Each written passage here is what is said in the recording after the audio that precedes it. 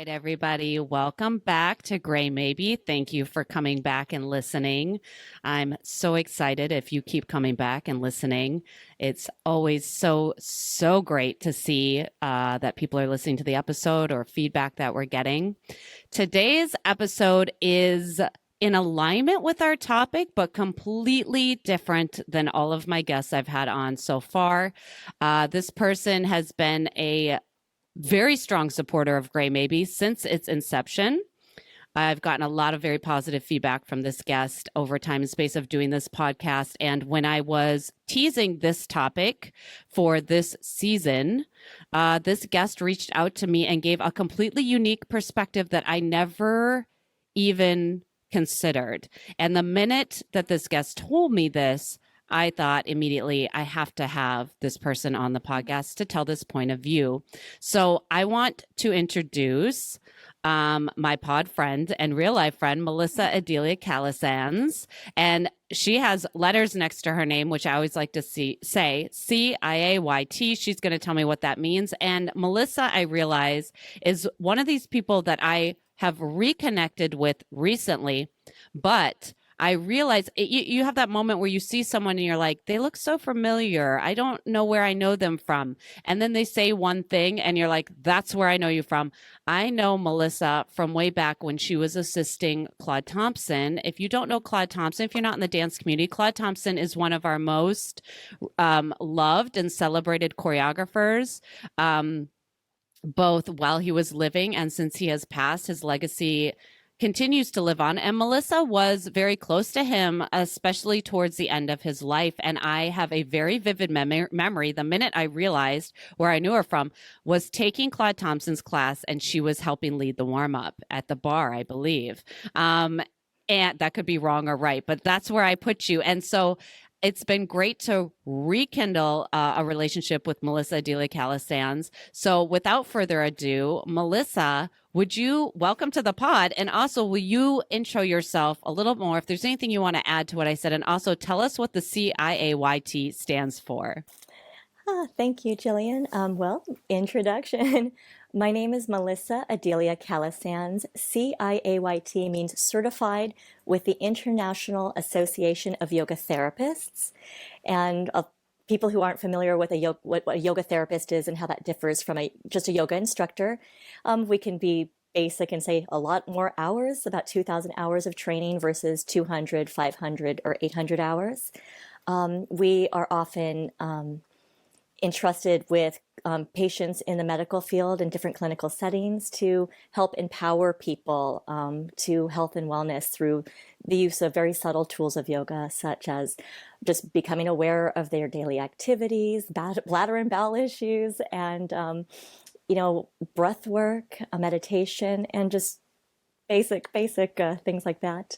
So that's what the C-IAYT is. That wasn't a very articulate introduction. I wasn't expecting to talk about that, but yay. You're like, I didn't know I was have to give my credentials. Well, I like people to give their credentials because I always think it's important to link everything, because I know that you've mentioned you do work with people on their pelvic floor, and I know that can be necessary for a lot of women, and also something that a lot of women don't want to talk about or don't know how to get help for. And so men. And men, thank Anybody you for that. Anybody who has a pelvis, anyone who has a pelvis, whatever gender they identify with, we all have a pelvis if we're fortunate to have that musculature and bone structure there, but everybody has a pelvic floor.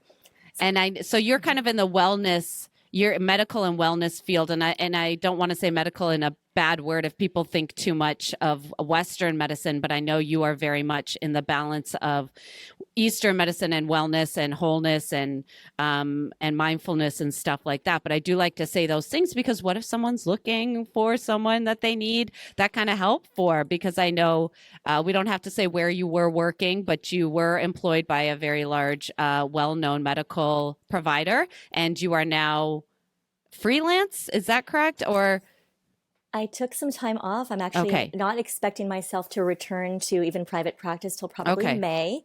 I took some time off, but yes, I do work within the clinical setting, Western medicine, as well as the integrative Eastern philosophies, which I think is really important. Western medical information is great. We need that Western diagnostic lens, as well as, I believe the Eastern philosophies, which again, unfortunately, are being very appropriated in this day and age. Right. But blending them together really can help empower people to wellness. So it's great, the true mind body stuff. And I won't say I only stick to the yoga lens or the medical clinical lens. I pull from so many different aspects of mindfulness practices. So I'm just mostly informed by a lot of the therapeutic yoga aspects, but bringing in things like Tai Chi, dance and movement therapy, narrative medicine, things like that, it all works with our integrative healthcare professionals. And so there's no one size fits all.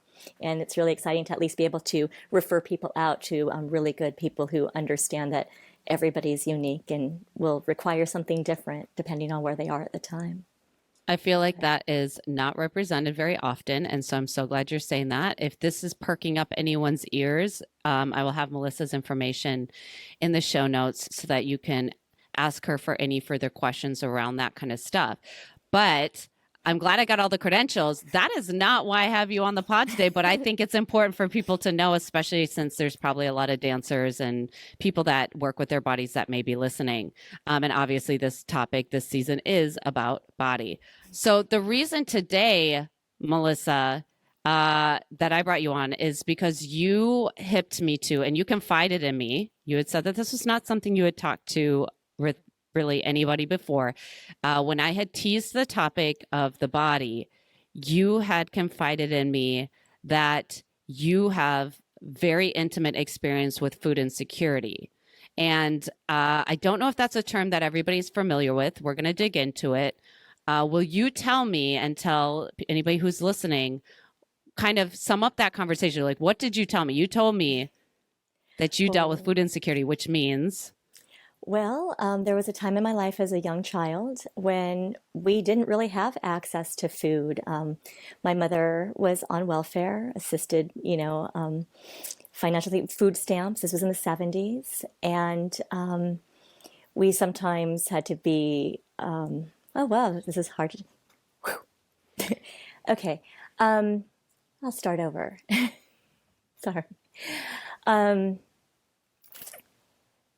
Food insecurity for me happened around the ages of 7 to 9 when we left my grandmother's household. My brother, my mom, and myself, we wound up in the housing projects in Canoga Park on food stamps, welfare, and sometimes food was not always around. And it was very challenging because it was the first time we'd ever experienced that. We had come from a home that we had beautiful, nourishing food as younger children. And then all of a sudden we were introduced to like institutionalized cafeteria food, which we'd never seen before. And then after those 2 years, we wound up in Burbank and we really became aware of how different we were with food. There were meal tickets for the kids that were on welfare. And at school? At school, in grammar school, 4th and 5th grade. And, kids would call us the welfare kids, because once a month, the meal tickets would come for the welfare children. And the homeroom teacher, well, we only stayed in one group. The teacher would pass them out and you'd have to call your name. And then the kids would have to come up to get their meal tickets that they would use for lunch for their free meals, which again, so you had no choice if you wanted to eat. You had to get up and pick up your tickets for the month. And then all the kids in, upper foothills of Burbank, California would see that we were those welfare kids. And you had told me in kind of some previous notes that in these circumstances, you preferred not to eat rather than for people to know that you were on these welfare tickets. Correct. It was around that time when instead at lunchtime, because at least in our first period class or that one little class, the kids who there knew who we were, but the ones at recess and at lunchtime didn't know that we were those welfare kid ticket holders. So sometimes at lunchtime, I wouldn't even go up to get my food because you'd have to go into a specific line.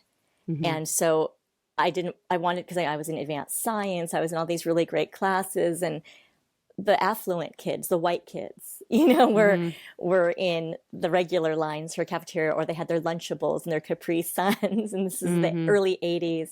And so after a while, I just stopped going to get my lunch tickets, and then I stopped going to go get, lunch because it was embarrassing. Right. So you're like shame starving on top of not having. Yeah. It's like a double assault. It's like you don't have the access to the food, and then the experience of it is so disheartening and shameful that it creates this like secondary abuse or infraction. Like it's a double assault. Yeah. I mean, I didn't even know I was starving myself. I mean, I was a kid. I mean, I didn't know Right. anything. I wasn't, it was kind of weird because it wasn't like hunger was a bad thing, I didn't know anything different. I just didn't want to be embarrassed or Hmm. that look or the kids, because kids were very cruel in those days. This was the early 80s in Burbank, Glendale adjacent, where Hmm. people were called, fresh off the boat people, the Hmm. boat people. I mean, I'm Mexican and we were called beaners. I mean, excuse me for using these horrible terms, but we were called horrible things. Hmm. And it was also around those times that right after that, when I got into junior high, it got worse. That's when it got really bad, where Hmm.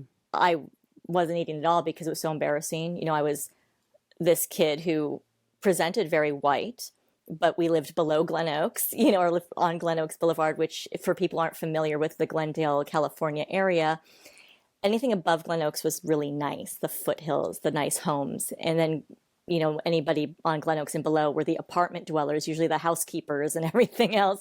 Hmm. And then a lot of people who literally came from, war-torn countries in those days. And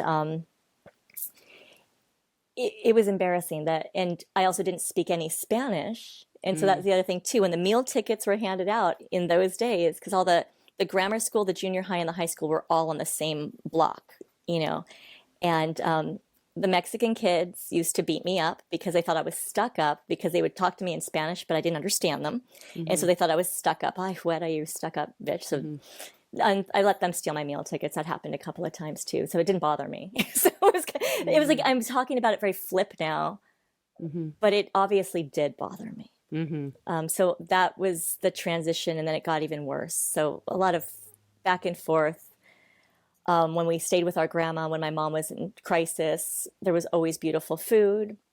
Then we'd go back to my mom, and then there'd be no food in the house, or Hmm. we'd have to go to a food pantry in Burbank, like off like Verdugo and Buena Vista, which that was embarrassing.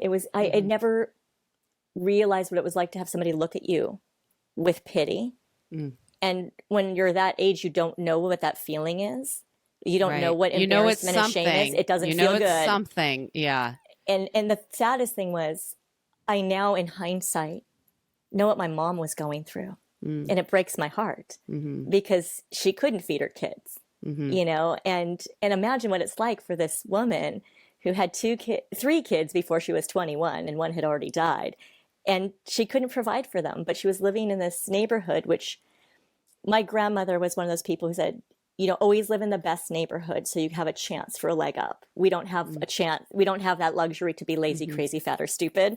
I mentioned that to Yes. you when you brought that up. And Yes. it was a stigma to, first of all, be Mexican, which I Hmm. am. It's like there's a lot of self-hatred growing up, for what we are, but then pride that we looked so passing. Mm. It was just really weird. So, and food was really mixed up in that. It was really strange. You had said that around this time, I believe, you can correct me if I'm not on the right time scale here, but you had said that you learned how to blend in and you observed how food, clothing, beauty, and status were all related. Absolutely. Yeah, it was around seventh grade when I really became aware of like the food, the beauty and status. It was around that time that we were so lucky. We had our uncles, my Uncle Butch and Uncle David. They were amazing.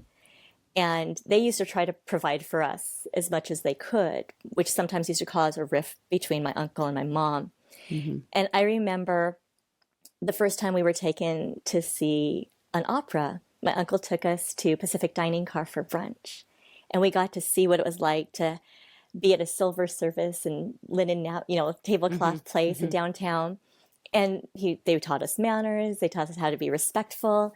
And he said, we were told, like, this is, if you can dine with people, you can get somewhere in life, because a lot of, business interviews back in the day were done over meals to see where you came from. So I Mm. became very aware of having proper table manners, because my self-respect was a thing my grandma always talked about.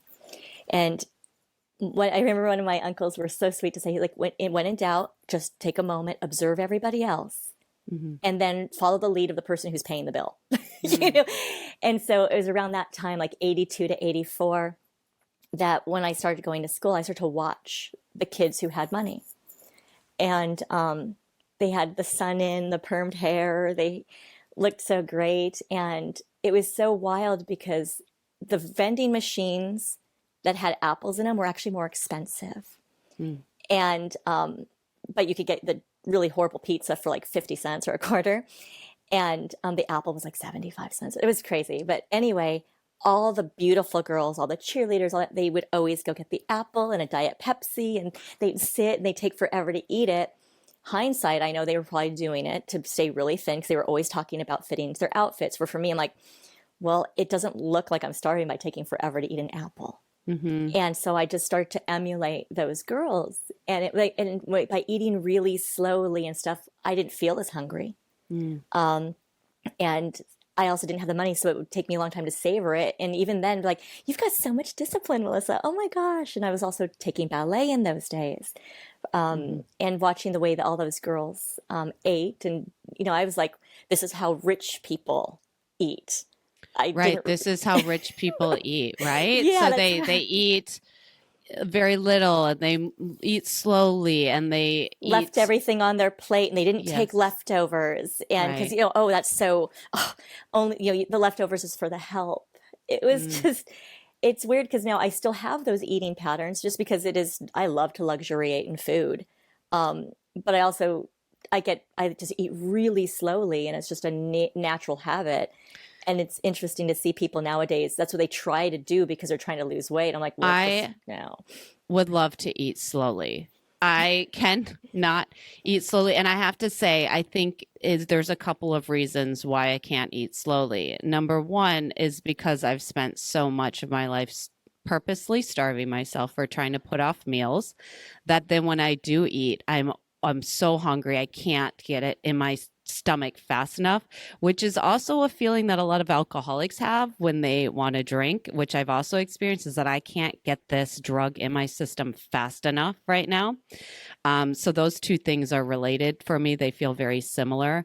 And also growing up, and I think a lot of middle class, lower middle class, higher middle class might relate to this thing. Was growing up, it was finish all the food on your plate. There are starving kids in Africa. Sometimes I think it was China too. Some families said China. My family, I think, might have said Africa. And the funny thing is there's so much funny about that. Number one, it's like by you eating all of your food, you're somehow contributing or not to someone else's starvation. It's just a terrible message in general to eat past when you're full, because I do believe it confuses your mind, body, emotional, hormonal, relationship with food. Also, I still finish everything on my plate, even if I'm full, and it's not a great habit to be in, because then I'm uncomfortable and I don't know how to plate my food correctly for how much I'm eating. That's a whole other thing. But don't you finish all your food? There's starving kids in Africa. Well, meanwhile, there's starving Melissa as well in like our country, but that was never considered for some reason, Like, I think the food insecurity narrative is even a little bit more at the forefront nowadays than it even was then.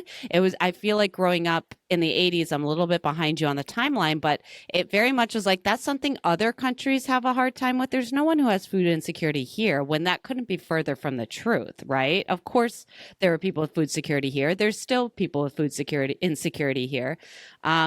But it's interesting that the opposition that you and I have. I really relate to your observation of food, clothing, beauty, and status, and how they're all related. I also like, the 90s, all of the heroin chic stuff that became very popular. That all said something, right? It said something about status and thinness, being rich, being, powerful, being the epitome of femininity, all of these things kind of rolled into one, and it's super confusing regardless of if you don't have it or if you want to be it. It's confusing, and I could never articulate it that way. But when you said in your memo to me that you observed how food, clothing, beauty, and status and how they were all related, I was like, had a little light bulb moment. I was like, oh my gosh, that's so poignant. I relate to that so much, especially in that time and still now even, right? It's the celebrities that have their own chefs and their own personal trainers and their own, all these things that are a marker of affluence. Those are the people that get to be healthy, or that there's still this idea that if you're thin, you're healthy, which also couldn't be further from the truth unless And you are, intimately know that person. it's wild, because people believe, again, you've got the status people, the rich, beautiful people. You've got the people who are food insecure, and they automatically think it's just the welfare people who are really below. But especially in this day and age, people can have a home, people can have cars, people can look just fine, but nobody would understand that they are experience food insecurity. And in back in those days, food stamps were like these big bills, like oversized monopoly money. Like billboards, just Yeah, like giant. Like, this look big. here, look at And this shameful situation. and you had to sign them like checks. And people would sit there like this in line. I remember as a kid, my mom paying at Trader Joe's. She always wanted to feed us really good food. And, Trader Joe's was an amazing place in Encino in the 70s. But I remember seeing people getting really mad and literally tapping their Just feet. huffing. And, How dare you? and they were like dollar bill ones, $5 ones, 20, and you have to sign each one individually. And so it would take a long time.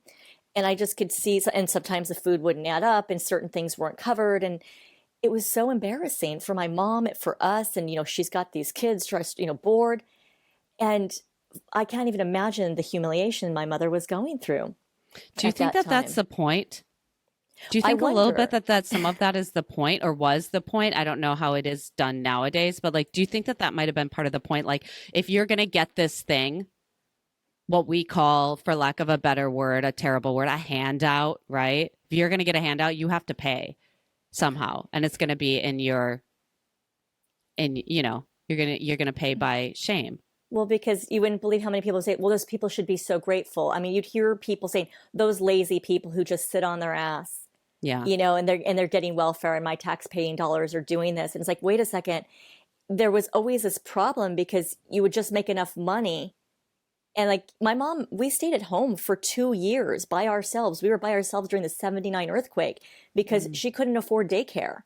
Mm-hmm. But she had to work. But if she had worked enough more, she would then lose her food stamps benefit. So Mm-hmm. there was always that issue. And I don't think it's probably changed much now. But what I was going to say about, the two different polarities of like, lower income and what we also have is, you've got this middle class income that people don't know about. And what the thing is, the only reason they don't know that there's so much food insecurity with people who look just fine is that people do research, and they track people in socioeconomic, what I'm so not articulate right now, demographics, and then they can get funding for that. And then any other research is done by somebody else's endowment. So you got the money people. The people in between are not being researched usually because they're working too much. They don't have time. And so it's like nobody's really paying attention to the people who really are on the fringe or on the edges of these things. And so I spent many of my years, like coming into the dancing years that we'll probably talk about, the heroin chic years, those years. It's like, again, people would praise me for being thin and like, oh my God, you have so much discipline. And I was starving during my scholarship years, literally starving. And I didn't realize that literally until the last 3 months when I started to unpack my food eating habits, which when you brought up addiction or any other disordered eating, probably from a clinical lens, I probably do have tendencies for what would be considered disordered eating. And I usually hate the word disorder or dysfunction because they're such stigmatizing words. Whereas like, okay, they're not ideal eating patterns for what my body requires. But when people talk about addiction, you mentioned in your last episode that usually people kind of revert to who they were when the addiction happened. Right. Well, When when they you hear, found their thing to numb out. Yeah. When they found their thing. yeah, and when you think about ACEs, the adverse childhood experiences, when Hmm. somebody's experiencing those, it's like, what happens when you are in a space of crisis as an adult? I did realize I reverted back to those days of insecurity, Hmm. trauma, Hmm. sadness, and loss. Because what I was going through the last few months, or even 2 years ago, I had never been in that much of a crisis since I was a child. Hmm. So all of a sudden, I lost so much weight so fast because of something I had witnessed, and we could talk about Hmm. it if you want to, that I didn't realize I wasn't eating. Hmm. Because I was by myself at home because it was the pandemic and Hmm. my husband Hmm. was working. And all of a sudden I saw myself on video and I looked so skinny, and I don't weigh myself. And I actually went to find the scale and I went, like, I lost like 12 pounds in 3 weeks. Hmm. And I realized whoa, I reverted back to, well, I was traumatized, and that's a natural physiological thing. People Hmm. usually lose their appetite. Right. But I had also started to think, with what I had witnessed, I witnessed the murder of my neighbor and I couldn't help him. Mm. And hearing so many people like, why didn't you do anything? Or what did you do? I was feeling like I suck. I'm that person again. Hmm. I probably didn't think I deserved to eat because I was still alive. And unpacking that was really interesting over the last few years, 2 years. And then again, when my brother started to die, it's like, whoa. You mentioned this in your memo to me, and I really highlighted it. I really fixated it on it because you talk about, the relationship between feeling unworthy and not eating, I think is so important. And I think that the shame that comes with food insecurity, not being worthy of whatever all of that is, and not eating, and also from someone who suffers from eating disorders, disordered eating, that kind of stuff, there is so much of an underlying not good enough, feeling unworthy. And I can tell you, every time I skipped a meal, I felt righteous. And for me to, yes, I felt righteous. I felt like I did it. I did it. I'm so good. Look at how much self-control I have. Look at how good I am. And the flip side of that is what? Look how bad I am. Look how out of control I am. Look how, and the idea of if food, you had talked a little bit about that food was very much how you and your brother had related to each other and showed each other love. And that connection of food and love, if you think of food and love in general, right? If you don't love, then is there no food? Right? So the flip side of all this of like not being able to love yourself enough to nourish yourself. That's what I took away from it, and that's what I related to, because there was no one who hated me more than I hated myself.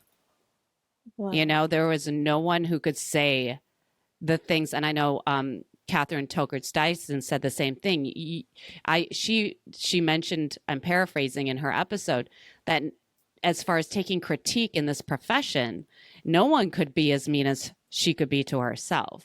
And it's usually a pretty standard symptom of this kind of dis-ease or this type of dysfunction, which again aren't the greatest words, but not meeting your energy requirements or overly eating your energy requirements because of some kind of, unhappiness or not able to process certain feelings. So I thought that you losing weight in these moments of severe trauma, and not feeling worthy enough to eat, like survivor's guilt, what a more, you know, And it eh, wasn't even deliberate. I wasn't even aware of that. right. I mean, actually, because let's be honest, I was pretty much catatonic at that time. I mean, Uh-huh. imagine witnessing a brutal murder of your neighbor in front of your house. I was really brain Wow. scrambled, but it wasn't obviously intentional. I was never denying myself deliberately food, but I'm fortunate that from my background, not only as a yoga therapist, but as a personal trainer, as someone who's studied nutrition for athletic performance and all these things, when I was working with clients privately back in the day when I had my business up in Glendale, And this is why I think it's so important that people from different areas of maybe disordered eating should discuss this, because it can create a totally different lens of self-compassion as well as compassion towards others. Is that I'd have these beautiful women coming to me and trusting me with their deepest, darkest secrets about their body image, about because I dealt with a lot of entertainers also, elite athletes, dancers, and just everyday business people who were housewives for a while. And hearing the way they talk about their bodies broke my heart. And I was so able to tell them, I'm like, don't you realize that soft, beautiful belly, first of all, is a testament that you have food. And I didn't realize this until unpacking this over the last 2 years, that I had wished that I had food, in those days. And that was probably there. But for them to also come back to me and say, if it hadn't been for you telling me those things, I wouldn't have learned to have loved myself in those days. And I'm so fortunate that I've had my experiences and that I've had decades of self-reflection that is going to be ongoing, because I just realized these other things, like you said, my brothers and my love language, not just with each other, but with our significant others. But hearing people who, again, were upset about their tummy, which, again, they look amazing. And then there were the people who were, I'm too scrawny. People say I don't have an ass. And somebody obviously had told them things that stuck with them. And I was very good at helping others find self-acceptance, never realizing that I probably needed to do that work myself. And it wasn't until the pandemic that I actually had some time to breathe and actually nurture myself the way I have nurtured my clients over the last decades. And then hearing your podcast, bringing so many other things up that maybe some of the things I don't have firsthand experience for myself personally, but there's so many parallels with everybody else's trauma and my own. And eating disorders or disordered eating patterns, I don't think there's one person in Western society that hasn't experienced some sort of strange relationship with how they eat food. I know people who eat really fast because they said they had siblings who'd always eat everything faster. Yeah. And it's funny because when I go out to dine with my husband and a few of my friends, they always say, order Melissa's food first because she's going to be here for a while. Right. And at least when I'm eating is when I shut up and I listen to everybody.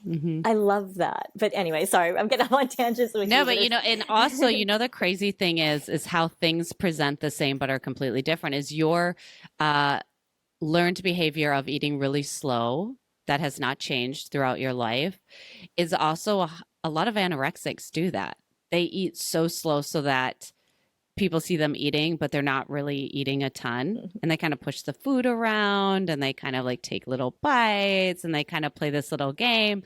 So it's so funny because both of those symptoms, it's not funny, that's a terrible word to say, but they present the same and they are from two separate sides of the spectrum, which I think is just interesting in general. You mentioned, well, there's something I want to go back to that I think helps share this in talking about food insecurity, but also just how you kind of mentioned a little bit ago how basically it was so hard to get ahead, right? So if your mom made a little bit more money, it would take away the help that you desperately needed. And then, she couldn't afford childcare, so you and your brother are alone. There's like this kind of this game you can't win, right? This kind of moving of goalposts that kind of happens when you are in poverty or just trying to get out of poverty. And there is a series that I think showcases this really, really well for those people who might be listening and interested. It's a show called Made. And right? And the book was amazing. Okay, there's a book too. I didn't even know. That shows you how much I know about things. I read the book years ago, and I couldn't actually watch the movie because it was too triggering. I started to watch the series. I started to watch it, and I just couldn't get through it because it brought too many memories up. It's completely captivating. I don't have that same experience, but I really related to so many things that happened to her. And the feeling of it, of feeling like every time you think you might be able to get one foot on a stair, it turns into 10 more stairs. And I think they did a really good job showing that system. Now, yes, it's a young white woman. Yes, it's like, kind of not as reflective of community as a whole, and like there's already some privilege in being white, period, across the table. But I do think it showed that system, or how systematically poverty is to keep people in poverty, and it's almost impossible to break out of. So if anyone's interested, I'll put that in the show notes. There's one last thing I want to say about that I have not been necessarily food insecure. There have been times in my younger life where I really didn't have a lot of money for food. I also didn't like to spend money on food. There is a term for that in eating disorders. It's called being money-rexic. It's where you're using not wanting to spend money on food or not having money for food as a way to not eat. That is, it could be conscious or unconscious, but it is there. I did do that a lot. One of the things that I noticed most in my recovery was how much more money I had to spend to eat, and how much of a burden I felt like that was, because I was not used to having to do that. Also, that your teeth get more things on them. That's another thing I noticed. That in the past, I was obviously doing dental hygiene, but like I didn't realize that by the end of the day, you would feel like maybe you needed to brush your teeth again, because I was so not used to eating for long periods of time. That was something I noticed, a weird little tidbit in recovery that you noticed. But one of the things that I don't experience much anymore, and this is completely from a place of privilege, of monetary privilege, of being able to support myself better, is that I don't have to add up every item in my food cart with the tax and overestimate by the time I get up to the line to check out. So this is something that I was very used to doing, especially in my 20s, was looking in my cart, seeing everything I had, knowing the prices of everything, and overestimating for the tax so that I had enough money when I went to check out, and that I didn't have to put anything back. And I realized that I had made it when I didn't have to do that anymore, where I could just buy the things I wanted to buy within reason. I'm not crazy, let's do lobster and, steak every night. But like to not have to do those types of mathematics, to know that whatever I'm going to put through this line right now or check out, that I can cover it, was a very big transformative experience for me. So I know that I've heard other people have kind of gone through that as well, who often don't have a lot of money for food. And I do remember that being a circumstance. So I did want to bring that up, because I do think that that's a major difference between people who have enough and people who don't. I totally am blown away by you bringing this up, because if you don't mind me talking about that. No, please. Going back to, again, awareness, conversations, and how important they are, and how hearing somebody's story like that, and then I'll share one about one of my friends, because I used to have such anger towards people who were wasting their food. And these were my friends in the dance world when we were young. And I'm like, who could, excuse my language, like, who could fucking afford to be bulimic? I get so mad. I'm like, how can you waste that fucking food? I never would say that, but I'd be saying that in my head, so mad. And then years later, one of my friends wound up sharing with me why she was in debt. And I'm like, how can you be in debt? You've been doing this amazing show for so long. And she's like, I puked up all of my money. I'm like, what?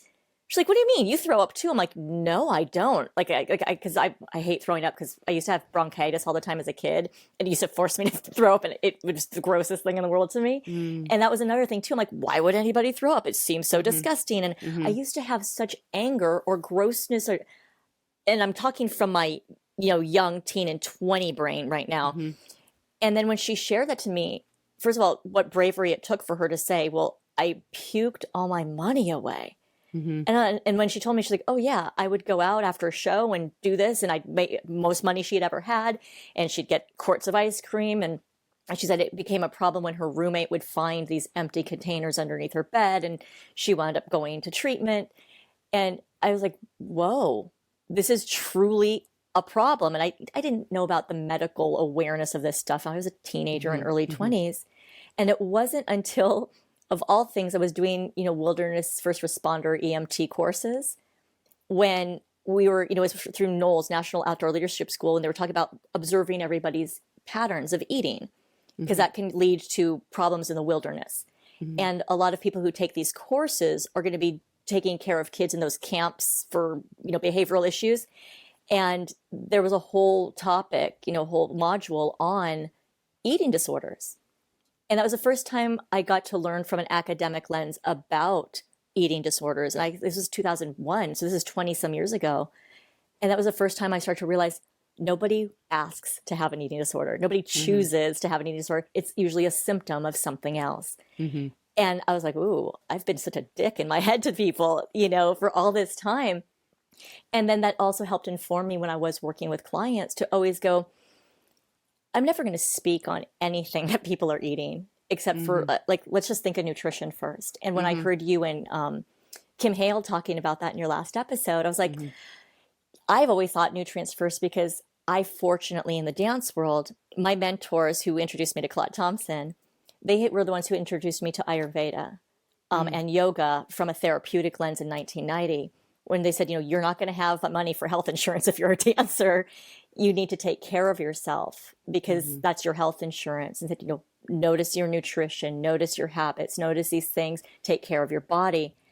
And if that seed hadn't been planted from a healthy space, a preventative medicine space, I probably could have gone down different rabbit holes of disordered eating in those days. So it all comes back to these conversations are so valuable so we can have more respect and compassion to all of our fellow human beings if they are having eating patterns that don't align with what you think is ideal or normal and how to bring up those conversations. So thank you for sharing that thing about the budget because I'm thinking you're just being fiscally responsible, like, you know, and I'm like, wow, she's really good with her budget. Just like people used to say, you're so disciplined, you are so thin, you're a great dancer because you look phenomenal.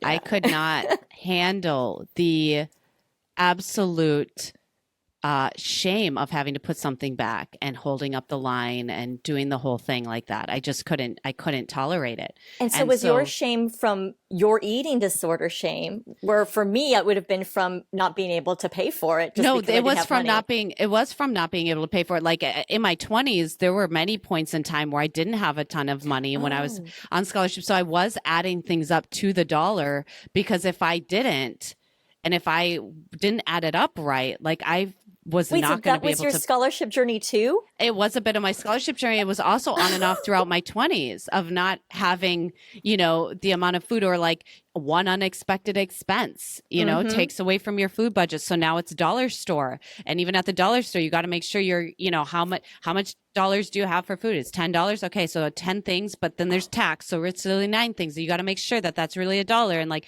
or just even if you're at the regular grocery store, how much tax is. You know what our food hack was? Our food hack on Mondays for Marguerite Derrick's Monday Margarita nights, we'd actually go to Acapulco buffet on Mondays before Marguerite's class. And oh my God, she's never going to ever, she hopefully doesn't remember me anyway, because I was terrible in her class, like whatever. But we are, hold. We are all terrible in Marguerite's class. Marguerite's class is the thing that unites us. It is terribly humbling for us all. And, you know, she knows it. But can I go off on a random tangent? Go for it. When we had our scholarship reunion in 2016, no one wanted to go to Marguerite's class because she was teaching, Chris Dupre was teaching, Liz Imperio was teaching, Doug, we got to teach right before he passed. They were afraid. We all were afraid. And like we were talking on the phone, and my friend Jennifer, who I'm going to talk about our food hack before Marguerite's class, she's like, I'm not going. That class traumatized me. I'm like, you know what? And I said it out loud. I'm like, you know what? My livelihood doesn't depend on this shit anymore. I'm just going to go. And if I flub it up, I flub it up and screw it. And then she shared the most amazing story with us that day. Like it made us all cry. And we forget that these people we put on pedestals when we were students, they were not that much older than we were. And they were going through their own shit too. And she shared such incredible stuff with us too. And she was just like, you guys, if you want to mark a turn, mark a turn. And it was the greatest freaking class I took ever. It's true. And she's still like that. She likes to see a lot of different types of bodies do her work. She likes to see a lot of different ages. Like she gets really excited when she sees diversity on every facet. She very much likes that. That is very much core to her being. So I'm glad you went and did it. But so what was your food hack? Well, because the Acapulco, like on Buena Vista and Pass, like in on Monday nights, they'd have their happy hour. And as long as you were buying margaritas, which were $1, you got to eat the free buffet. Mm. And we didn't really want to drink before Marguerite's class, because sometimes we'd be like, well, we're going to suck anyway, might as well. But we'd pay the $1 for the margarita, and then we would just chow. And that's Go also, in. we'd have these big bellies going into the class, which of course, a big belly at 102 pounds at 5'2", whatever. But that's how we ate. And it's sad that like alcohol had to be involved with that too, to eat for free. Right. And then afterwards, on Monday nights and Wednesday nights, El Compadre, my friend Jennifer and I would go to El Compadre and order one flaming margarita at the bar, because they'd give you the free chips and salsas the whole night long. And then some random guy would start chatting us up. And we didn't really want to drink much because since we were pretty much malnourished, we didn't want to get fucked up and we had to drive. But we'd always like, can you just order us a side of guacamole and some beans? And the guys would joke, oh, you're a cheap date. But we would literally get these big guacamole and beans, and that's how we would eat. And because we always thought we need nutrient-dense food and lots of protein. So we lived off avocados and beans and margaritas on scholarship, which is so sad. But we were able to afford it. And yeah, that's, oh God. These memories of food. Speaking of dance, I'm going to rewind. When you were growing up, it seemed like dance was used kind of like a weapon of control between your mom and your uncle, and then food was kind of a weapon of control between your grandma and your mom. Well, again, I can't speak on this because they're no longer with us. I can't really. I can only assume, and this is just what I'm seeing. I won't really say that it was a deliberate weapon. It was a power struggle, I'm sure. Again, it goes back to pride, embarrassment, whatever, because looking back to where my mom was, I know my uncle only wanted to help my mom. I mean, I'm still very close to my uncle. I love him so much. And the crazy thing is, I'm older than he was in those days. Then, like now at my age, I'm older than he was. And here he was trying to support my mom and her 2 kids in any way. But she saw it as he's just trying to control me, or he's shoving it in my face that I can't take care of myself, or that I've made bad decisions.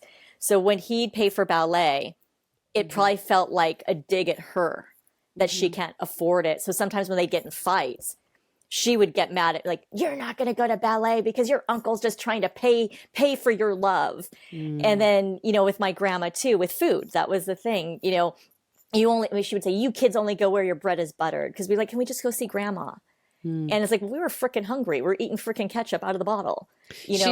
She really said, you only go where your bread is buttered. You're like, yes, ma'am. I would love some bread and butter. Thank you. You kids are so hateful. You're just, good for nothing. You're just, it was so sad. But one minute she's wishing she were dead and all this stuff. Next minute she's telling us, you kids are ungrateful. And, my grandma would like leave the key under the mat, because we wound up living next door to my grandma even. And then they would get in these fights, and then we weren't allowed to go see my grandma. But we'd see my grandma leaving for work in the morning, and she'd see us at the window, and she'd like motion to the key. And then if my mom was passed out somewhere or whatever, my brother and I would have to sneak to my grandma's, go through the back door to get the ramen that she'd leave for us. Or she'd leave, macaroni salad in the fridge, and she'd always leave food for us. But we had to sneak out to get it. Right. I mean, how fucked up is that? And I was just talking to my cousin Jennifer about this last night. She'd never heard these stories, but I was telling her, because I knew I was going to talk about this. She doesn't know I'm doing this podcast, but I'm like, I don't give a shit anymore who knows anything. My brother just fucking died. My mom is dead. It's going to all end with me. Secrets cause problems. And, we'd go to our family and stay with them in Manhattan Beach in the 70s. And my brother and I would literally eat everything in their house. Oh, you and your brother ate everything, and still to this day, oh yeah, your brother could always eat everything. Well, nobody knew that we were fucking starving. Right. And I told that to my cousin Jennifer last night. She's like, are you fucking kidding me? Would you ever expect me to cuss this much? I quite love it, especially because you have such a very feminine, very sweet, very kind voice. I like the juxtaposition. Go on. And again, guess what? Just because you're a yoga therapist doesn't mean you're not human. Thank you. And I'm also speaking from those years. Like, I'm talking from that person who was alive in those days living this. And so telling my cousin this, and she's like, I had no clue. Nobody would have known, because again, we presented like everything was fine. Right. My grandmother, this was her survival mechanism, because again, she came here as a teenager from Mexico when, again, you were the lowest life of the world. And so her thing was have some self-respect, never take a handout, don't be a charity case. You know, I'm raising you in Encino and Glendale, so you have options, you blend in, and don't let anybody know that you're a pauper. Those were her, you know, those are the type of words she used with the language of it. And so it's like, don't let anybody know. Don't And let you anybody don't know. have the luxury of being crazy, fat, lazy, or stupid. Because they're going to see your last name and they're going to already have something against you. And that's true, because I even noticed, like, when I had my Gutierrez as my maiden name, when people would see Gutierrez and I'd show up, they're like, oh, I didn't realize. Wait, are you married?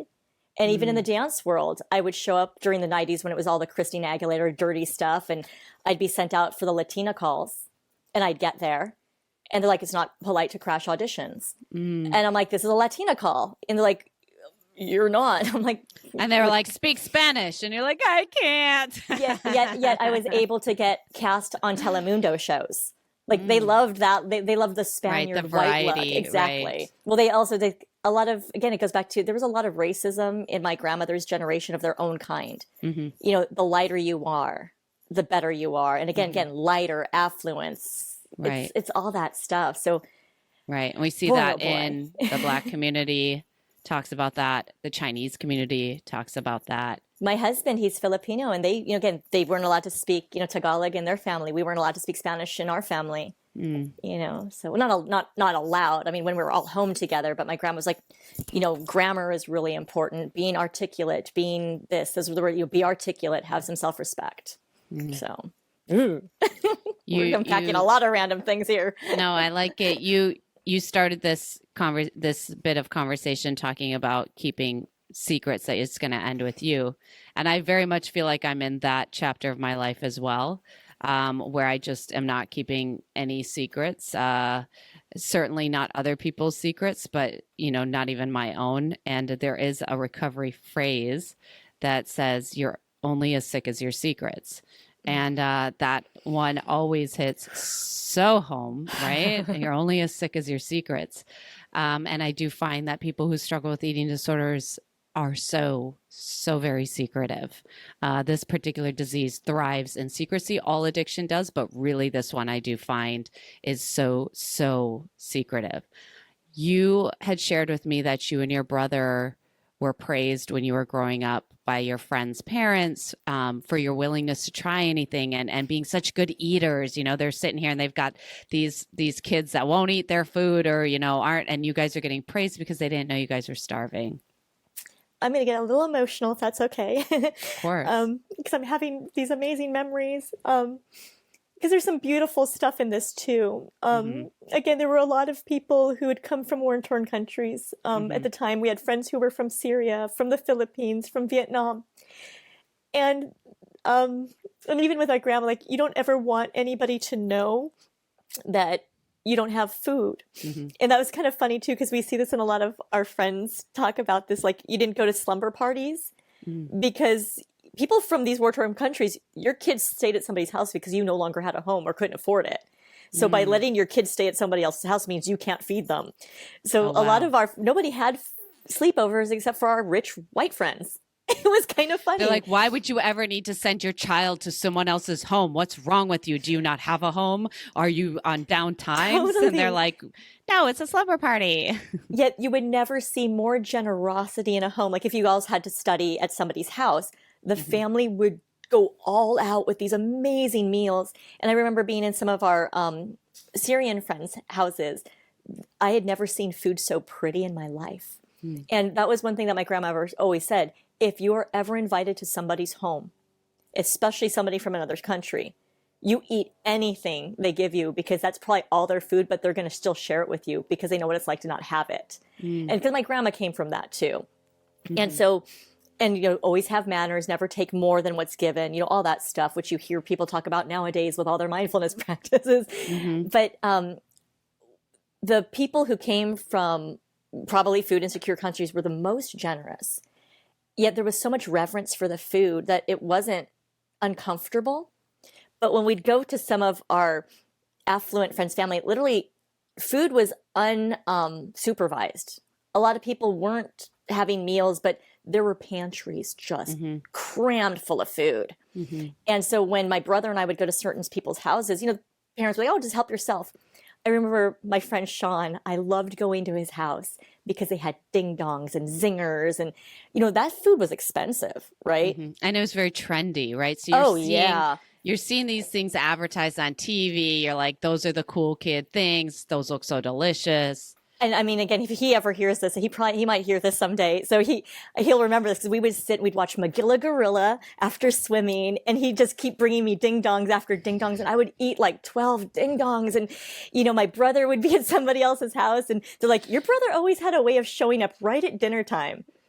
And this is where I'm going to get emotional, because at my brother's celebration of life, everybody talked about my brother's bouginess with food and everything. And it was while my brother was dying that all these conversations about how my brother spent so much money on food and took people out to the most extravagant meals, and he was so generous with things like that, is when talking to his fiance, she's like, why do you guys are like this? And I didn't realize until having these conversations with her that we were both a product of the same upbringing, and we presented in different ways, but food was truly our love language, because we would go over to people's houses and they would be like, your brother has the best appetite. Oh, your kids are so polite, to my grandma, because we were always really grateful. Well, because we were hungry, but they didn't really realize that's why. But also the food was really good. Our friends had some really good food. Right. But it's heartbreaking because, my brother was kind of made fun of a lot, even as an adult, for like, God, your brother really spends a lot of money on food and he only goes to the bougiest places. But it's because it makes sense. Yeah, it does. It makes sense. You grow up not being able to afford. Once you have the money, you're going to go ham. You're going to go ham. And I wouldn't, I wonder sometimes with people that are presenting with hoarding, the inability to throw away food that has gone bad, the inability to waste any kind of food at all, which I have a tendency to do this kind of stuff too. I have a tendency to not want to throw away food, even if it has probably almost gone bad. Like the minute it's bad, I'm throwing it away, but I don't like to waste food. And I'm someone who has spent a good deal of their life trying not to eat. So I don't know what that is. It's very weird. It's very complicated. I think that also comes from like growing up in a middle class household. We didn't never have enough, but there was always this pending. We could not.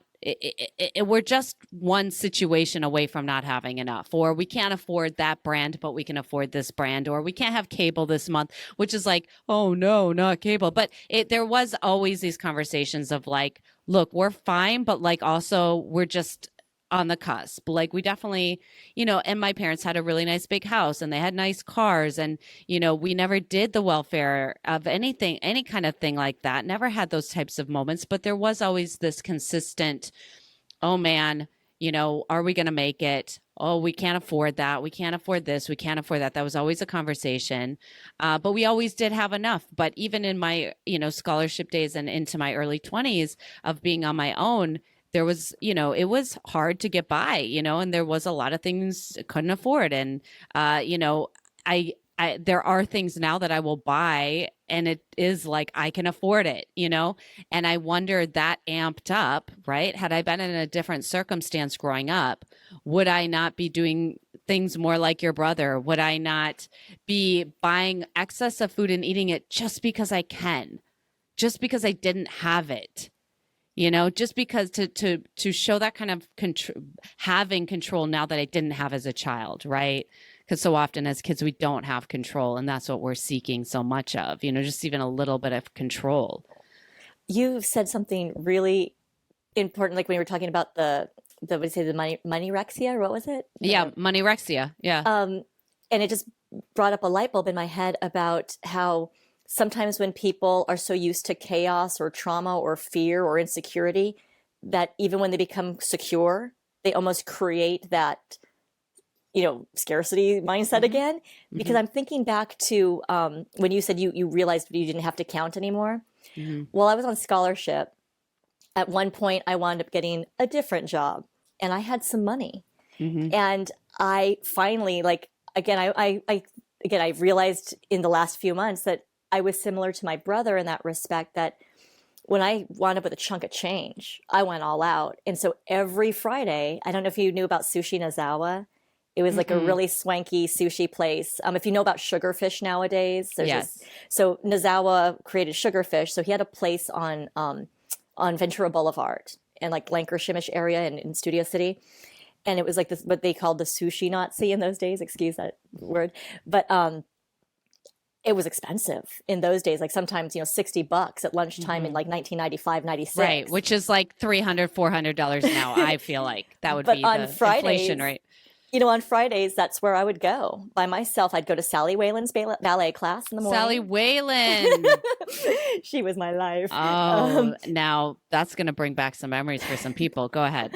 So after Sally's ballet class, I would go to Nozawa, and then I'd go do this fun job for 11. Like that was my thing. Like I knew how to work hard for one whole day so I can just dance every other day of the week.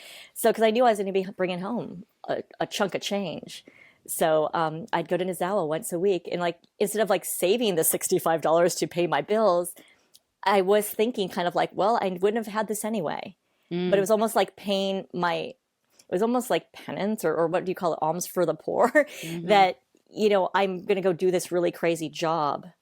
mm-hmm, I deserve this. mm-hmm. And so, I would celebrate with really extravagant meals even in those days once I finally started to make some money. Right. But it kind of kept me back to that place where I was, because I think I was probably used to being, in those precarious situations. I'm just realizing that right now, that I'm no different than my brother when it comes to those extravagant splurges, and I still Mm-hmm. kind of do that now. It's kind of wild. We don't spend money on much of anything. My husband and I like to spend money on food, and that's what we do, and It that's makes our sense. excitement. Mm. You Wow. had mentioned also in your memo to me, which I had like kind of a hindrance to, that once you became around the ages of 13, 14, 15, 16, right around there, you were able to kind of get a job or jobs so that you could then buy snacks, buy your own food. You had a little bit of control, right, with some of that stuff. And at that same time, you became kind of uh, so you get this freedom, right? Like, oh, I can give myself some food, but then at the same time, this duality of being aware of your body more for the first time because of the cultural shifts of being a young lady, of coming into junior high and high school. And it's about the time you also read the book Dancing on My Grave by Gelsey Kirkland. Hmm. Now, I also read this book, Dancing on My Grave by Gelsey Kirkland, when I was, I want to say, a freshman or a sophomore in, no, actually, it might have been in junior high, eighth grade, maybe seventh or eighth grade. And um, I did a report on that book. And it was like you were supposed to, I don't know, like give a thesis, like prove your thesis or something, prove your theory in this report. And my theory was that Balanchine gave Gelsey Kirkland an eating disorder.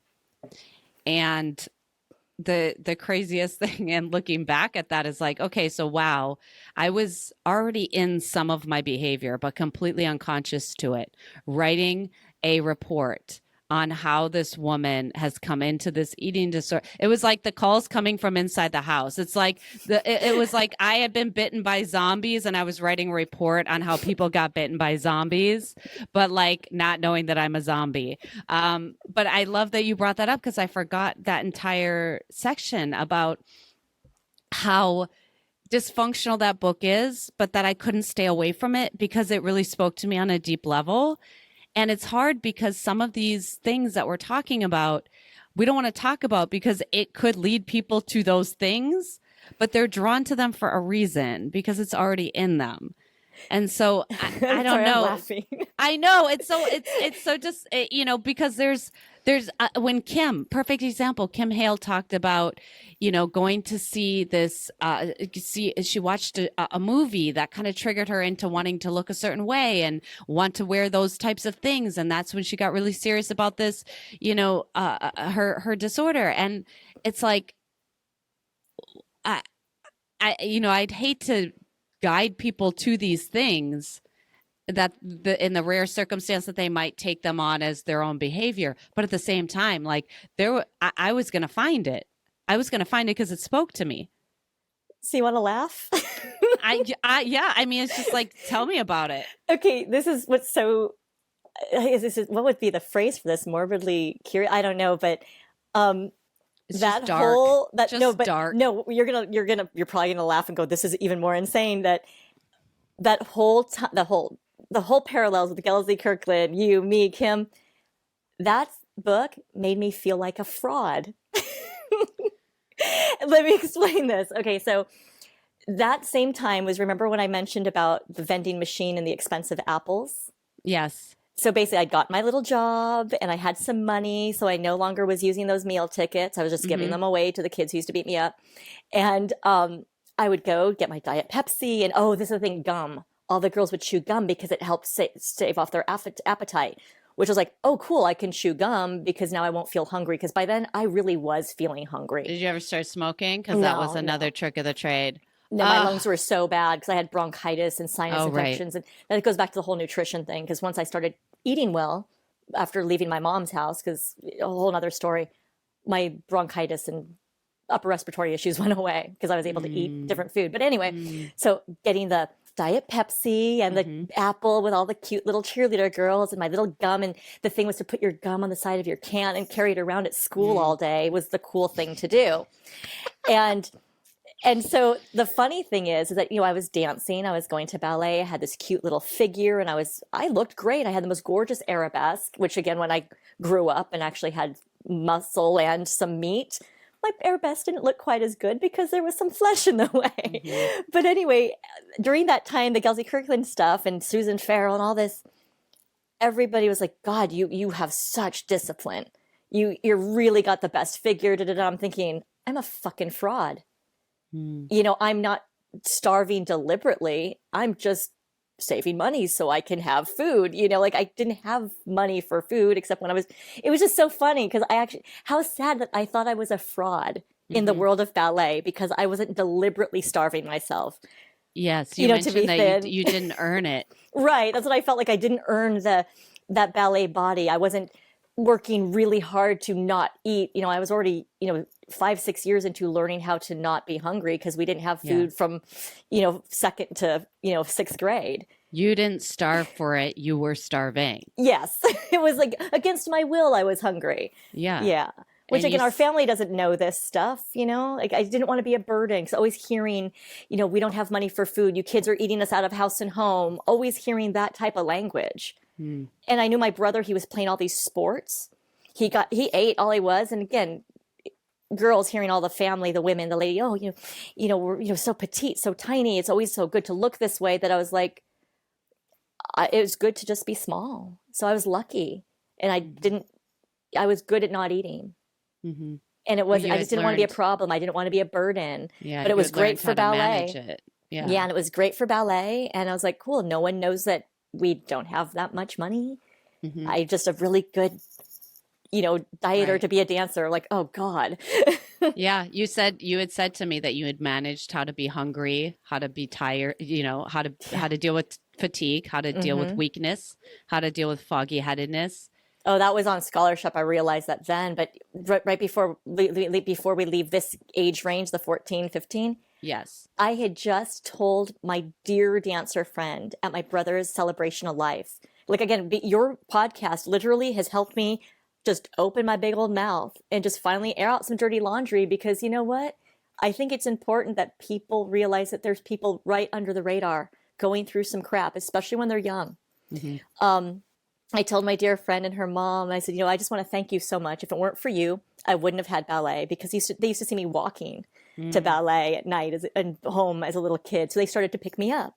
And then I started going to their house for sleepovers and I'd get to their house and eat everything. And I said to her mom, I go, you know why I ate everything when I showed up at your house? Like, you had the best appetite, but you were so tiny. We always wanted to feed you. And I'm like, yeah, because we were starving. And then she got so heartbroken. She's like, I'm so sorry, Melissa. I never knew. I wish I would have known. I should have been a better, parent. I should have seen this. And I said, honestly, if I knew you knew, I probably never would have gone back to your house again because I would have been so embarrassed. Right. And it just broke her heart. But it's like, yeah, I couldn't wait to go to their house on the weekends. And then we talked about this last few weeks, and it's like, here I am in my 50s, Hmm. finally sharing these secrets with dear friends Right. who, and then it was so funny because some other friends were like, oh my God, I wish I would have known. I would have given you all my food because I didn't want it. And it's like, Right. it's really wild. So yeah. And then come to scholarship. Yeah. Oof. Right. Because it's hard to keep up your energy requirements on that type of a schedule to begin with. And that's if you have access. And that's if you're not dealing with some kind of other mental, situation. But I related to you saying you had learned how to manage how to be hungry, how to be fatigued, how to be weak, how to be foggy headed, how that affected your inability to pick up choreography. I relate to that. Oh, yeah.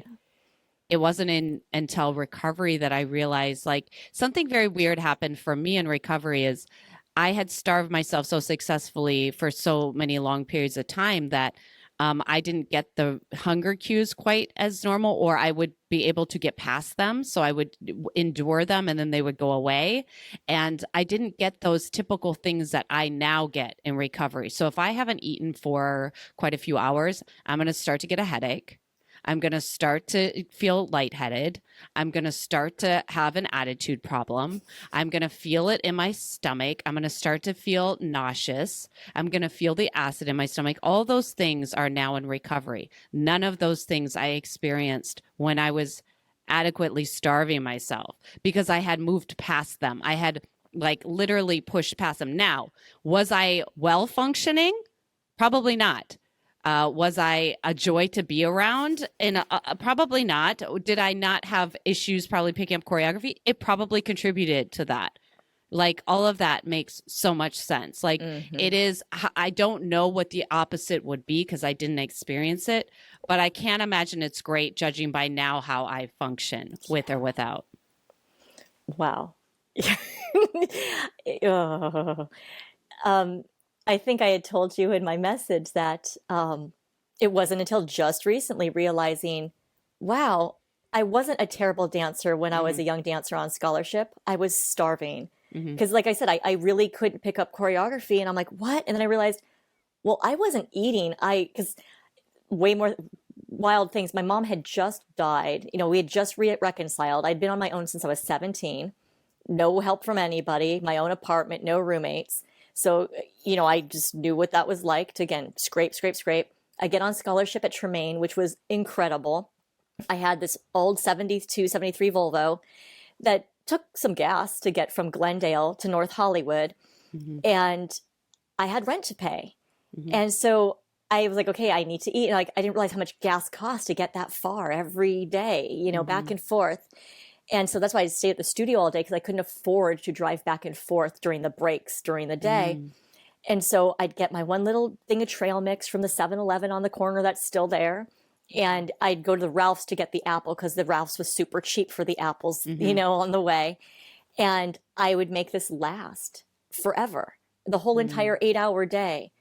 And hindsight, I'm like, wow, I always was very emotional, mood swings. When you're malnourished, you're going to have Hmm. some blood sugar issues. Your Hmm. brain chemistry is going to get compromised, and you're probably going to be a train wreck. That's Hmm. why I also didn't like to drink when I'd be out with everybody, because first of all, I didn't want to spend money on drinking. Hmm. I wanted to eat.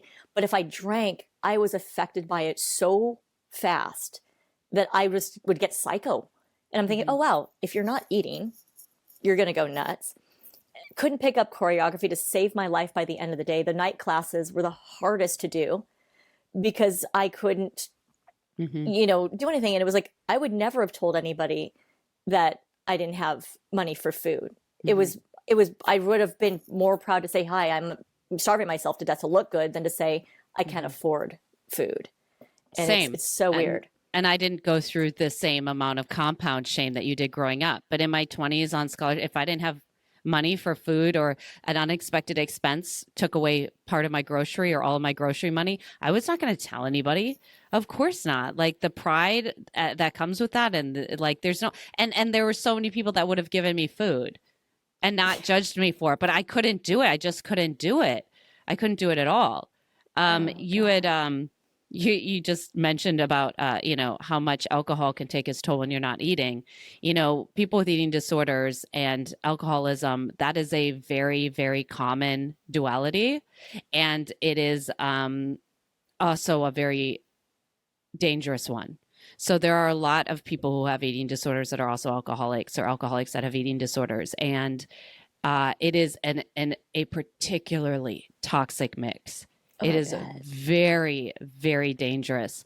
And I definitely reaped the benefits of being able to drink on an empty stomach and Oh, I can't. save money. Oh, see, Save that would make money. I would get way too sick. I couldn't do it. Like, Yeah, it oh, definitely was not that was not great. It was not yeah. great for me, Because the but days I that I did. did, it was bad. I was like, oh, it was. Ugh, I didn't.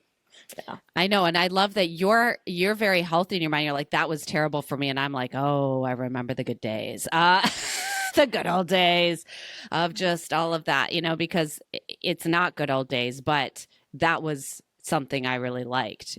Was that whole day. I mean, as far as probably my oldest numb out is the eating disorder, but my favorite one was drinking.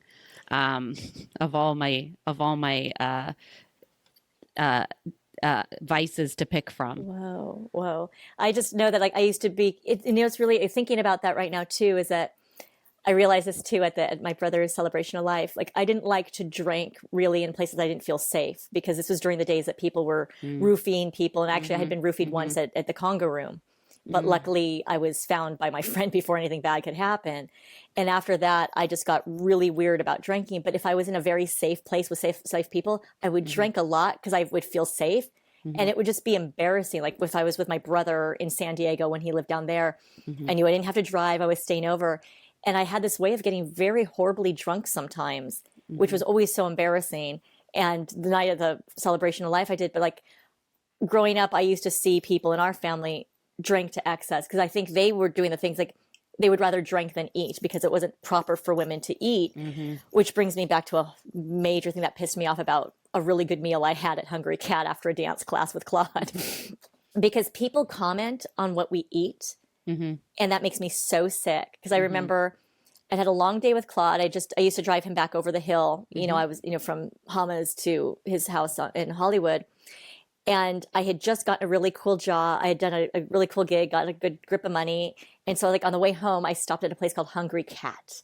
And all Hmm. I wanted was because I was tired, I was hungry, I danced all day. I took what Hamas, Michael Owens, and Claude's all back to back. Hmm. So I'm like, I'm going to get a burger. I'm going to get some clam chowder. I'm going to have a dark and stormy because Hmm. I had money. And I'm Hmm. sitting there and and I'm going to be rude, this fat old man, that sounds really mean, but I'm going to say it because what I'm saying about him was as rude as what he said to me. Right. Is that I'm sitting there just about to like get into my burger and my clam chowder sitting there and I'm wearing this cute little half top and I'm wearing some jazz pants and he's like, you keep eating. And I'm like, you keep eating like that. You're not going to keep that girlish figure. And I was like, first of Oh my all, God. I just looked at him and I'm like, and you're one to talk. And he Did you just say like, it out loud or in your yes, head? yes, You I was said it out loud? pissed. Oh, I did. Amazing. And he goes, oh, well, you got a salty attitude. And How dare you? How dare you not yeah. take his life And I advice? just looked at him and I was like, seriously? And I just, whatever. But it made me so mad that I could not enjoy my meal because I felt so good that day. And I mean, it's weird how food can really create these milestones or these Yeah. markers because I felt so good about myself that day. Hmm. I had a good day in Michael Owens' class, which was really hard, Hmm. because I was always with Hmm. those tall, beautiful Michael Rockette. Owens. Oh Hmm. yeah, those tall, beautiful Rockette leg girls. And here I was short, wide, little Mexican girl. And which, of course, in hindsight, I was cute and tiny, but I felt so good that day. And how Hmm. one person's comment about what I'm eating and how I look. And, and, Hmm. and he was like this man with a pot belly sitting there in a bar. And it's like, ew. And he's like, well, I was just complimenting you because you look so cute. You don't want to ruin that. And he kept going about it. Ew. I'm like, stop. And I couldn't eat that meal. Ugh, gross. Mm. Sorry. That just brought up that Well, tangent. I'm listen, sorry. you're not alone in that. My sister-in-law has told me numerous stories of people commenting on whatever she's got in the checkout line. Some guy commented to me about wearing a mask in Walmart in Minnesota. Like, there is a lot. There is a certain breed of person that just really feels like they need to give other people life advice unsolicited. So, especially when it comes to food, that's particularly offensive. And let's learn from this podcast not to do that to anybody ever under any circumstance. And you know what grosses me out lately too? In some of these movies that are really cute, these like cutesy romancy movies, there's always a very skinny girl eating all this food. And you always hear men talking about, I really like a girl who can eat. And first of all, like anybody who eats that much all the time, who also they usually portray these girls as like, who like lay around and don't like to work out. And they're like skinnier than me. And it's like, what kind of a message is that giving to women that these girls have to be eating burgers and pretzels and cotton candy all the time on all these dates? And, but like they are so skinny in these movies. It's like, is this reality? Well, it's another double-edged sword for women, right? Be a Madonna, but be a whore. Eat like a 300-pound man, but be skinny. Yeah, and they show always... the men are never eating in those date scenes, right? And the guys are usually sloppy and floppy. And there were these skinny little girls eating burgers and pretzels, and the guy never eats. I never see the guy eat in these movies. Well, thank God. So weird. I don't know if I want to watch men eat. But it's really weird. It's like, I just noticed this. Again, your podcast is making me just notice a lot of weird things. I love it. I love all the highlighting. I think it's all worth discussing. Melissa, it has been such a pleasure to have you on. I have one last question for you. Okay. So I always say this in every episode. I'm not in the business of giving advice or suggestion. But do you have any advice or suggestion for anyone who might be experiencing food insecurity right now? Wow. I'm definitely no expert on it because I'm just beginning to unpack it. So I don't really think I'm a very good person to give advice to anyone other than myself right now. And I don't even think I'd take it.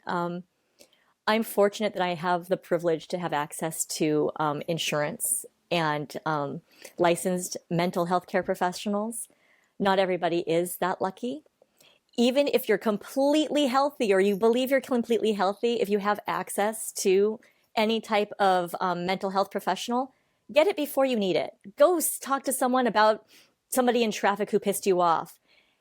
And if you have any concerns about how you're eating, if it's normal or not, who's going to say it's normal? Reach out and talk about it, because more than I'm talking about this, I could possibly be, in a situation where I could possibly go down a destructive eating pattern if I wasn't aware and I didn't have people to talk about these things with. So my advice would be kind to yourself, be patient with yourself, and try not to harm yourself. And if you don't feel that you're able to support yourself in that way and to give yourself a emotional or physical hug, or find someone you trust. And that's really a double-edged sword, because I know for me, I wouldn't reach out and ask for help, let me tell you, because people have come to me and I'm seen as this person who has it all together. Everybody's just doing the best they can. Professionally, I can show up. I get myself prepared. But personally, my dearest, closest friends know when I've been a wreck. And I'm fortunate that I've been able to talk to them. But also talking to a stranger, I would say talk to a stranger. Honestly, talk to some random person on a park bench that you'll never see again. Because I didn't realize how much you and I crossed over. Hearing your podcast allowed me to have these conversations on back channels with other friends. And then they started to engage with me more. And we have been talking about these subjects.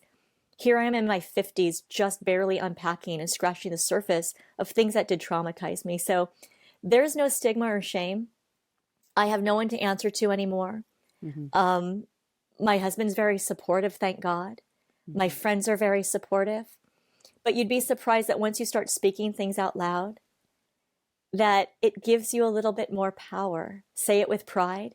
Because sometimes when you go, oh, I might have, and you kind of look all timid about it. But if you say something with pride and go, hey, I ate a bug today. People like, you ate a bug? That sounds really cool. But if you say, oh, I did something really gross, I ate a bug, they'll believe that it was gross. But if you get excited about it, engage with yourself first. That would be the advice. Engage with yourself first. Listen to yourself first. Be kind to yourself. And then find people that you trust or a stranger that you know you'll never see again. Talk it out loud, whatever. I've babbled to you quite a bit, and it has been really empowering. And so thank you. Thank you, Jillian, for allowing me to share. Thank you. I will have no regrets with how stupid I sound listening to this, because we didn't rehearse this. We didn't talk about it. No, we didn't. This has been an authentic podcast. I cannot thank you enough for what you're doing. And now people will be like, wow, now I know why Melissa was such a train wreck and such a weirdo on scholarship, because, man, I wasn't, when you said not that pleasant when you don't eat, I was a weirdo on scholarship. I was a recluse. I was considered probably rude and weird.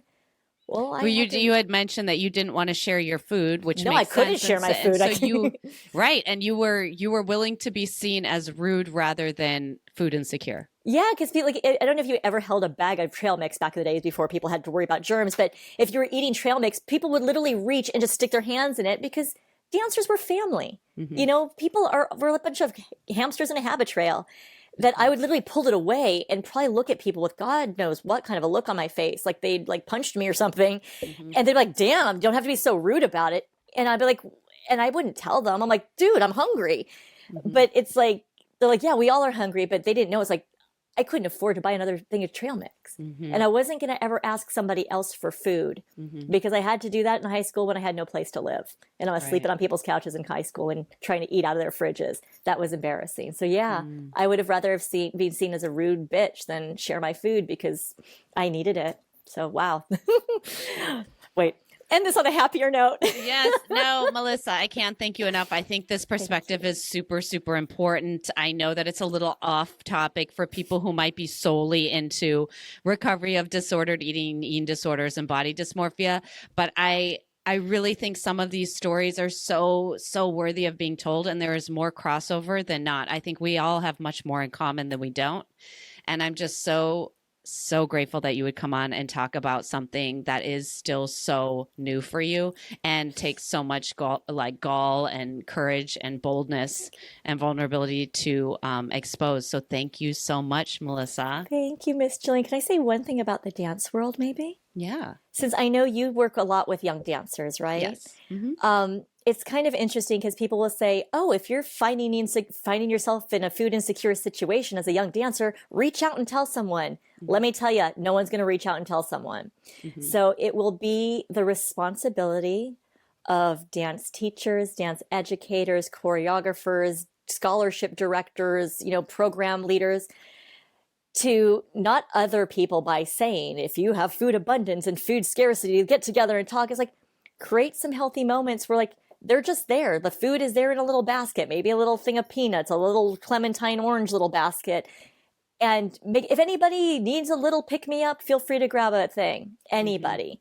Because not saying if you're food insecure, because that others you and it makes you something, but because everybody could have maybe just forgot their lunch that day. Right. And no one likes to ask for handouts, and especially dancers, whether they have an eating disorder or money insecurity or anything, dancers don't like to be a bother. No. They want to be the ones who are showing up and doing the best, and they don't want to make waves. So offering that, if you are in a place of like owning a studio or something, maybe have some little healthy snacks somewhere that are portable and easy, and let people enjoy them, but don't other them. Okay, sorry. No, that's a great idea. And I'm actually, the wheels of my brain are turning. I'm trying to figure out how to do this in a way. Yes, I am going to take your advice. Melissa, thank you so much. I love you, Miss Jillian. Thank you.